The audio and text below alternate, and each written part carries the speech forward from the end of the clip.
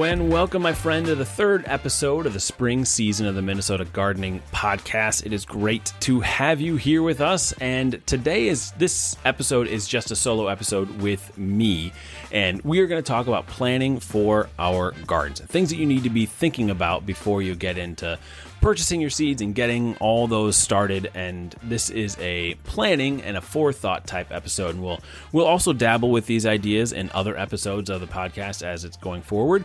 But for this one, we're going to talk about planning specifically for newer gardeners. So this is a really good one for new gardeners, and everyone can make sure to listen to all the episodes of the Minnesota Gardening Podcast. This is a full season that was released on March 1st, first day of meteorological spring. And there are 9 episodes, and they range from indigenous seeds to starting seeds, a full, incredible tutorial on starting seeds, and we just have great guests, and I highly encourage you to listen to all 9 episodes as we go through there. So this one is just me, and we talk all about planning our gardens. The first thing you want to think about as you're planning out your garden is where is it going to be located and what you've got going on in that location. So especially for new gardeners or someone who wants to move their garden or expand, I am taking a garden that's on the east side of my house. It's full sun over there, and adding on, I'm basically this year taking out my entire front yard and turning that all into raised bed vegetable gardening, some in-ground vegetable gardening over there as well.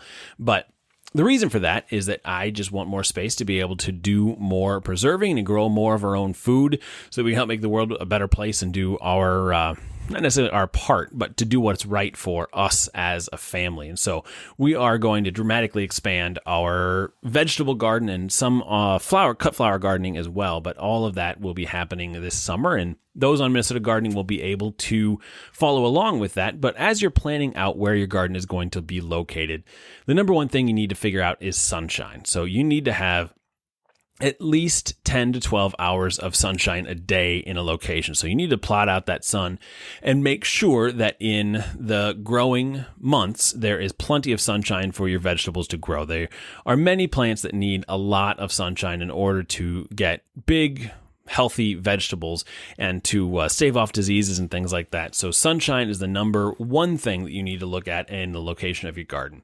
The number 2 thing you want to look at in the location of your garden is the soil. So my house has just terrible soil. When it was built in the late 90s, they loaded up all the topsoil, hauled it away, and we're just left with rock and junk and nastiness. So our soil is not great to grow in, especially if you want to grow any root vegetables or anything like that.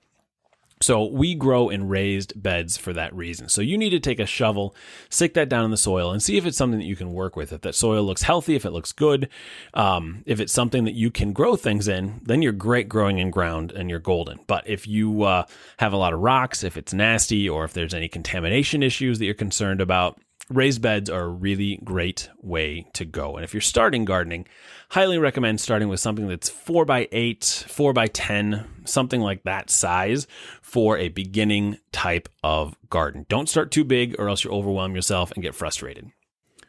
All right, now that you know what type of garden, where you're going to have it, like what size you're going to have for your garden, the next step is I like to take and go on a visioning process for what I'm going to grow in the garden. And what that is my family, we all sit down at the kitchen table and we go through cookbooks, we go through recipes, we go through things that we cook often, we go through catalogs, and just look for things that are interesting and find out what goals we have for our garden. My older daughter, she learned that she likes leeks. And so she wants to grow some leeks this year so we can use them more in soups and different kinds of dishes. And so leeks are on her radar for cooking this year. So we're going to grow some leeks, and I want to grow all the fixings for Bloody Marys. So we're growing a bunch of different things for Bloody Marys for this year, and that's on my goal list. My younger daughter has she has a lot of goals, so we're working through those as well, and so it's really exciting. So go through. There's a worksheet at minnesotagardening.com in the show notes for this season that you can download, and it's got a visioning worksheet that you can just grab that, sit down with your folks, and figure out what you'd like and what makes the most sense, because it's really important to start with goals and start with the end in mind for how you want your garden to roll out this year. It's a really great thing. And then from there, you can start to decide and plan out your garden. There are two basic schools of thought on planning out your garden. And the first is not in my wheelhouse, that is to say the least. But some people, and I'm super proud of them that they're able to do this, they take and plan out every square inch of your garden and know that you're going to put the radishes in this quadrant and know that you're going to put the carrots back here and the tomatoes over here, those kinds of things. And that works really well for some people. It doesn't work for me because I get a general idea of what I want to grow and if I've got enough space to grow it, and then figure it out from there. The parameters that I run around on planning my garden is basically where my tomatoes are going to be, because tomatoes are the only thing that I really worry about rotation. And so every couple of years, you want to rotate tomatoes to make sure that all the pathogens and different kind of leaf spots and things that can build up in the soil are remediated, so that soil has some time to rest from tomatoes. And so I move my tomatoes for different spots every year, and that kind of rotates everything else around as well. But I've got a spot where my Brussels sprouts grow great, and so they always go there each year. And so that type of thing happens, and this really comes with time, and it comes with years, a couple years of just learning how things grow and how much space those green beans need in order to really do well, and the fact that those radishes, they need to be thinned out, and how much space they can grow within each other between each other so that you can get good sized radishes for yourself. And get a good idea of those things, which you can't really learn until you get into it and you start to see how those plants react in your specific garden and how well they grow. So go through a visioning exercise, figure out what you want to grow, and download the spacing guidelines so you can have a good idea as to what will and will not fit within your garden. Now, the actual purchasing of your seeds is one of the most fun aspects, at least to me. I love getting garden catalogs. Those seed catalogs are like my lifeline in the terrible doldrums of winter and how everything is where my brain's at that point. And it's just really good to get into the planning phase of what I want to actually grow. And so with planning of varieties and exactly what you want to have in your garden. If you're new at gardening, don't worry about the variety so much. Just pick out a green bean and you'll see if you like it, because it's really important that you love what you are growing and you continue to love each year more and more what you are growing. Because if you're not loving what you're growing, then it doesn't make any sense. Like I don't grow Swiss chard because I know some people absolutely love Swiss chard. It's super pretty, the rainbow Swiss chard, but it just tastes like dust, and I don't like it, and nobody in my house likes it, so we don't grow Swiss chard. And it's things like that you will learn over time as to what you want and don't want in your garden. And so from there, if you're new, just pick out a variety and make sure to take notes. Make sure to keep track of what you like and what you don't like, because it's nearly impossible, at least for me, to remember from year to year what varieties things are and that kind of thing. So go through the seed catalogs, find things. I went with MI Gardener this year. I know they did great. They're germinating great for me. Also have a lot of seeds coming from Seed Savers Exchange. So it's a good plug to make sure that you recognize this is a full season of podcasts, all dropped on the first day of meteorological spring in 2022, and all about seed starting and spring gardening.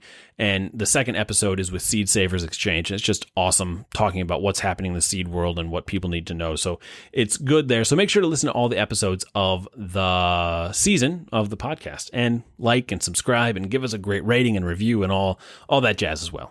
The last part of planning our garden that we're going to talk about today is timing. So planning out your time. So this is something you really need to think about as you are working on getting seeds started, especially. And so there are longer season plants that need to be started in February each year. So your long season onions, you've got celery. So the onions that you want to have grow into big bulbs, those are long season onions. There are snapdragons, things that take a long time, start from little bitty seeds, that kind of thing, that need to be started in February. Then in March, I start my cold season. So you'll hear it termed as brassicas often. So cauliflowers, broccoli, cabbage, those types of guys that can stand some cold so that they will go out before the frost-free date. So those will go out before then. Then the middle end of March, I do a lot of other things, a lot of flowers that time of year, things that are intended to go out around the frost-free date, but can maybe handle some cold. And then not until the 1st of April do I start my tomatoes. So basil, tomatoes, cilantro, kale, a lot of other quick growing flowers, those kinds of things are started at that point. And then right around the frost-free date, if you want to start some inside things, you want corn, beans, cucumbers, those melons, all that kind of stuff starts at that point. So you want to kind of have a good idea of the cadence of what you're going to be doing for starting your seeds and how much space you're going to need and how many trays you're going to need. Those are all really important pieces to know and understand as you're getting into seed starting or getting your garden ramped up for the season. So that's a couple aspects of planning out your garden. If you want to take a deeper dive and learn more about these kinds of things, it's been a lot of fun. We have a cohort of 2022 seed starters. It's a $47 cohort. It's a course that has a bunch of videos all about seed starting, lets you know exactly what's going on, what you need to do, and then also a community alongside of other people who are starting seeds and growing things alongside you. So we can ask questions and we can talk through things. We have live chats every once in a while. So you can find that at minnesotagardening.com and you click on courses and then you'll find that. So thank you so much for being here for this solo episode all about planning out your garden. And I will see you again in the next episode where we talk all about with the incredible Crystal Schmidt about preserving and planning for vegetables and things that we want to have for preserving.